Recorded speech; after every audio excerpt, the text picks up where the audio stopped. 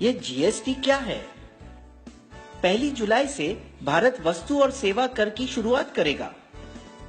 पहले यदि आप विनिर्माता थे तो आपसे एक कर वसूला जाता था जिसे उत्पाद शुल्क या एक्साइज कहते थे। वस्तुओं को मुंबई जैसे बड़े शहरों में बेचना है, प्रवेश कर ऑक्ट्रॉय चुकाइए।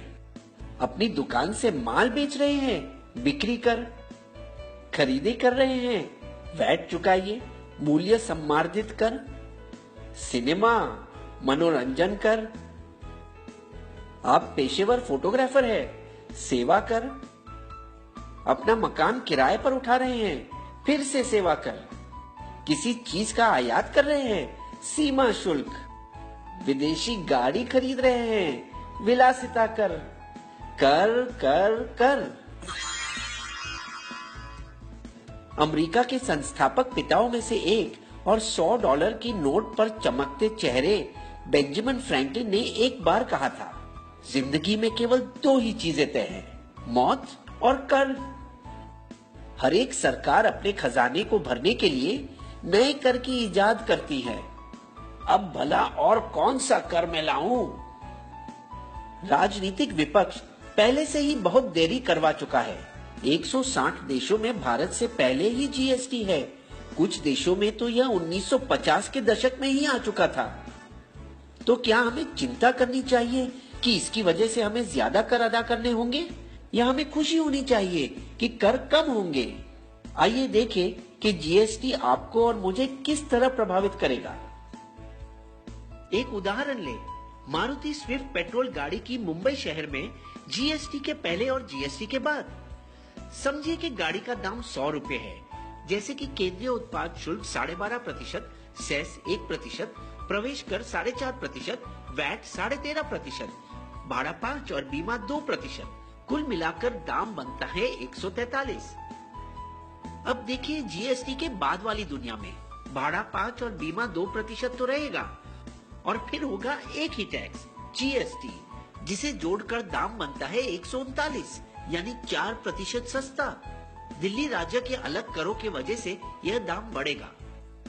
85 वस्तुओं 1211 में से फल, सब्जी, गुड़, अनाज और दूध पर कोई कर नहीं। जीएसटी को 4 वर्गों में अलग किया गया। 5% शक्कर, चाय, कॉफी, खाने का तेल। 12% मक्खन, मोबाइल फोन, प्रेशर कुकर। 18% बालों का तेल, साबुन, दंत मंजन, भारी तंत्र और कारखानों की कुछ वस्तुओं। 28% गाड़ी, फ्रिज, टीवी और ऐसी चीजों। इसके अलावा 28% वर्ग में सेस भी 1 से 3% होगा। हम भारत में यूरोप संघ की तरह एक साझा बाजार बना रहे हैं, जहां वस्तुओं को एक से दूसरे राज्य में भेजना आसान हो जाएगा। कुछ जीत और कुछ हार मिलाकर बस वही खर्च होगा जो अब होता है, लेकिन ये सब वस्तु सस्ती पड़ेगी।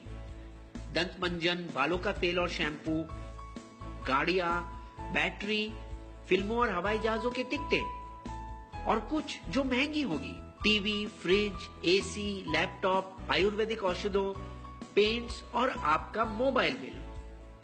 लेकिन सरकार को कुछ मुश्किल बातों का सामना करना पड़ा। पैराशूट बालों में लगाने का तेल है या खाना पकाने का?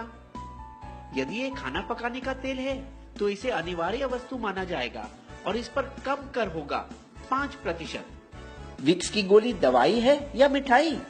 किटकैट बिस्किट है या चॉकलेट?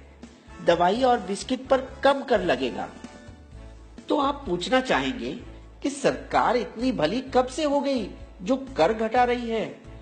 लेकिन वास्तव में सरकार और ज्यादा मालामाल होगी। जीएसटी के लागू होने के बाद भारत की अर्थव्यवस्था को 4.2% का फायदा होगा। जीएसटी से राज्यों के बीच अंदरूनी व्यापार बढ़ जाएगा। इसे कहते हैं जीत जीत वाली बात। कर भी कम और सरकार भी अमीर।